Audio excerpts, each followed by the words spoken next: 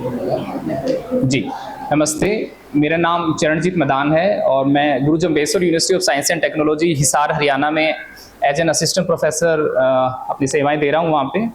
और यूएचवी के साथ अगर अपनी जर्नी की मैं बात करूं तो 2018 में जितेंद्र नरूला भैया एफडीपी लेने के लिए आए थे 3 दिन की डीक्रस मुरथल में।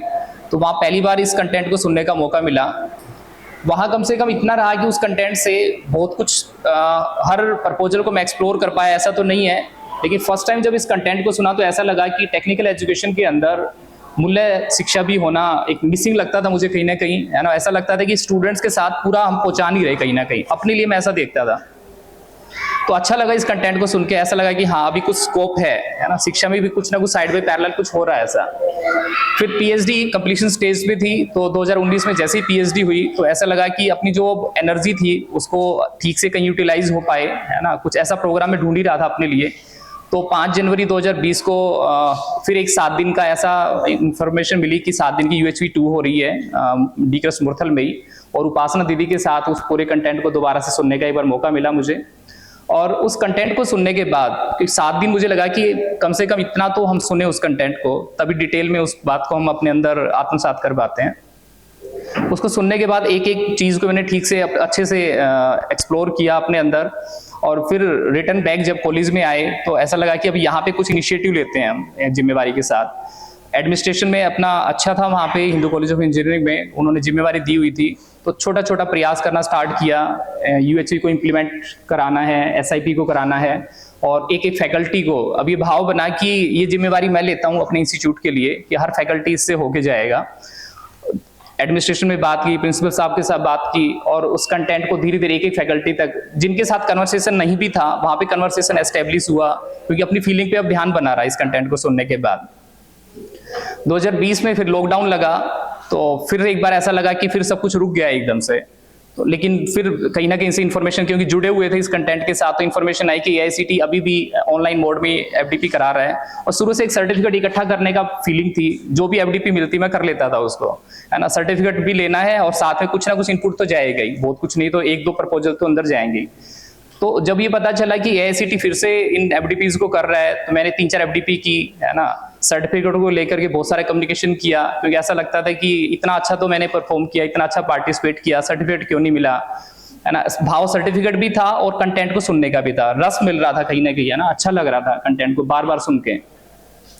फिर मुंशी भैया 2019 में भी 20 में भी जब 7 दिन की एफडीपी की तो मुंशी भैया एज ए को एक्सप्लोरर थे वहाँ पे। तो भैया का जब मैंने वहाँ पे एज ए पीपीआई टीम में उनके सुना तो वॉइस लगा कि रिकॉग्नाइज किया कि आवाज़ तो जानी पहचानी लग रही है। भैया का नंबर सर्च किया मैंने ग्रुप से और भैया से संपर्क किया कि भैया ऐसे ऐसे, तो उन्होंने कहा कि मैं पहचान नहीं रहा। तो मैंने फोटो दिखाया कि भैया आपकी ये वाली सीटिंग होती थी, मेरी ये वाली होती थी। उन्होंने कहा अच्छा हरियाणा से, आप पहचान लिया मैंने आपको। तो मैंने कहा भैया मैं भी, है ना, इस टीम के एज ए, है ना, मैं पार्टिसिपेट करना चाह रहा हूँ, क्या सेवाएं हो सकती है। कहते हैं ये तो खुला दरबार है, जो भी आए, है ना, बहुत सारे काम है, किसी भी आप टीम में अपनी, है ना, एज ए रिस्पॉन्सिबिलिटी ले सकते हैं। तो भैया ने पीपीआई में जोड़ा मुझे। फिर धीरे धीरे फिर मुझे ऐसा फील आना स्टार्ट हुआ कि अगर एज ए वॉलंटियरिंग करना ही है तो वो एक रोल में ना हो, है ना, अपने आप को, क्योंकि वॉलंटियर को कहीं भी खड़ा किया जा सकता है ना। उसके लिए ये नहीं हो सकता, मतलब मैं अपने अंदर ऐसा देखता था कि मैं ये काम कर सकता हूँ और उस काम के लिए मुझे ना कहना पड़े। जब इस कंटेंट को आगे ले जाना है और अपने लिए भी एक बहुत सारी अपॉर्चुनिटीज हैं, तो फिर लगा कि फिर पीपीआई में, एफएक्यू में, रजिस्ट्रेशन में जहां अपॉर्चुनिटी मिली हर काम को सीखा मैंने। टिक के नहीं किया मतलब एक में कि इसी में काम करना है, लेकिन जहां अपॉर्चुनिटी मिली, है ना, 3-4 बार एक में किया, फिर 3-4 बार एक में किया। तो ऐसे करते करते धीरे धीरे सर्टिफिकेट और वो सब सेकेंडरी हो गई और फिर कंटेंट इंपॉर्टेंट हो गया मेरे लिए। अपने लिए भी जीने में बहुत मुझे बेनिफिशियल लगा, है ना। ये दिखना स्टार्ट हुआ कि ये जो इरिटेशन है ना, बाहर की परिस्थितियों को लेकर के, वो इरिटेशन बाहर है या नहीं है, लेकिन उससे पहले अपने अंदर तो है। जब भी कोई घटना हो रही है परिवार के अंदर, वर्क प्लेस के ऊपर, तो ये जैसे ये प्रपोजल ध्यान में आया, है ना, कि इरिटेशन का भाव तो मेरे अंदर है, तो उसमें काफी, है ना, अपने अंदर स्टेबिलिटी आई। और अपने अंदर स्टेबिलिटी आती ही ना, फिर हमारे पास एक सोल्यूशन नजर आने लग गया। और बहुत सारी परिस्थितियों में मैंने ऐसा देखा, और इन बिटवीन मैंने गुरु जम्बेश्वर यूनिवर्सिटी ज्वाइन की एज ए असिस्टेंट प्रोफेसर वहाँ पे यूएचवी एज ए एचपीपीडी कोर्स था, human values and personality development. तो इसमें नाम था, ह्यूमन वैल्यूज कंटेंट नहीं था, वहाँ मिसिंग था। तो विजयपाल जी हैं वहाँ पे, उनके साथ मैंने बात की, उनको भी पहले एफडीपी से गो थ्रू कराया मैंने, फिर उनकी स्वीकृति बनी, हमने बात की वहाँ पे। इस पूरा जो मैं अभी घटनाक्रम बता रहा हूँ, इसके पीछे पर्पज ये है कि हम सामने वाले को एक प्लेटफॉर्म तो दें कम से कम, है ना। जब तक नहीं सुना है तो प्रोफेसर हम बन गए भले ही, तो कहीं ना कहीं ये भाव बना रहते हैं इतना सारा कंटेंट पहले ही पढ़ रहे हैं बच्चे, है ना, और हम ले आए इसके आगे। तो ऐसा कुछ फीलिंग थी उस टाइम, उस समय की जो डीन थी सरोज मैडम, मैंने बार बार उनको इनपुट देना स्टार्ट रखा कि मैम ये एफडीपीज हो रही हैं, आप एक बार अटेंड करें, फ्री ऑफ कॉस्ट है, और 5 दिन आपको ऑनलाइन निकालने पड़ेंगे। तो एक बार मेरे पास थर्सडे को कॉल आई मैम की कि चरणजीत कहाँ पे हो, एक बार मिलना है, आओ एक बार। मैं गया मैम के पास, तो उन्होंने कहा कि ये आपने कब से एफडीपी अटेंड किया आपने।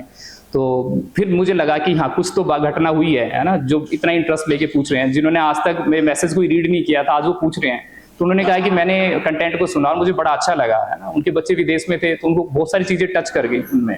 अब उन्होंने ये फीलिंग, उनकी रिटायरमेंट को 6 महीने रहते थे, उन्होंने कहा कि चरणजीत मैं अभी एकदम से सिलेबस तो चेंज नहीं करा सकती, इतना है अनऑफिशियली हम सब्जेक्ट तो यही पढ़ाएंगे जो एआईसीटी कह रही है, बाद में चेंज होता रहेगा, लेकिन अभी हम इतना बना लेते हैं जितने लोग हम पढ़ाने वाले हैं वो सब यूएचवी से गो थ्रू हुए हों, और सिलेबस हम वही पढ़ाएंगे जो एज पर बोर्ड क्यूरिकुलम है, जो भी एनसीसीआईबी ने सजेस्ट किया हुआ है। वहां से जर्नी स्टार्ट हुई, और अभी रिसेंटली इस बात का भी एक्सेप्टेंस हुई कि अब पूरा का पूरा सिलेबस वही अडॉप्ट होगा, है ना। इतना इस स्टेज तक ला पाए हैं हम अभी, और अभी मैं लास्ट आने से पहले वो सिलेबस उनको हैंड ओवर करके आया हूँ, सीओपीओ बना करके, जो भी उनको देना था। तो और फिर 2022 में जब धीरे धीरे वॉलंटियरिंग करते हुए आगे बढ़ रहे थे, तो जितेंद्र भैया ने हैंड होल्डिंग नहीं छोड़ी हमारी, और एज ए मेंटर, है ना, बहुत सारी भैया की मेरे से एक्सपेक्टेशन हो सकती है, मैं उस पर नहीं कर पा रहा हूँ, है ना। एज ए वॉलंटियर मुझे लगता है कि मैं बहुत अच्छा परफॉर्म कर सकता हूँ, है ना। एज ए आरपी या एज ए जो सेल्फ डेवलपमेंट पे है भैया का फोकस है, मेरे को लेकर के कंसर्न भी रहता है, उस पर मुझे बहुत सारा काम करना है, अपने लिए दिखता भी है कि मेरे लिए प्रायोरिटी का होना चाहिए वो, जैसे वॉलंटियरिंग एज ए प्रायोरिटी है, ऐसे सेल्फ डेवलपमेंट भी मेरे लिए प्रायोरिटी होनी चाहिए। तो अब दिखने लग गया है कि हाँ जरूरत है टीम को, और जब इसमें भागीदारी करनी स्टार्ट की तो ऐसा लगा कि जिम्मेवारी है मेरी, और इसको जिम्मेवारी के साथ ही करना है। तो लगभग 6 से 8 महीने, है ना, इंडिपेंडेंटली किया। फिर अजयपाल भैया ने पूरा मतलब हम दो, मुझे ऐसा लगा कि भैया के आने से मेरे लिए काफी हल्कापन हो गया। और फिर जब 2 व्यक्ति जिम्मेवारी के साथ बढ़ रहे हैं, तो फिर तीसरा 4 आंखें काम कर रही है ढूंढने के लिए। तो धीरे धीरे फिर और टीम पूरी तैयार होती गई, और आज इस स्टेज पे है कि आज एफडीपी धीरे धीरे सभी के सहयोग से हो पा रही हैं।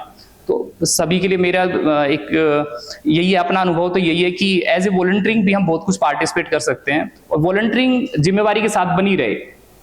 अगर हम ये मान के चलेंगे कि कोई भी परिस्थिति मेरे साथ भी हुई बहुत सारी, तो जो जिम्मेवारी मैंने ली हुई अपने अंदर उसको तो मैं नहीं छोड़ूंगा। ये कमिटमेंट भी है आगे के लिए भी, जो जिम्मेवारी है और जो मेंटर्स मेरे लिए तय करेंगे उस जिम्मेवारी को भी मैं करूंगा।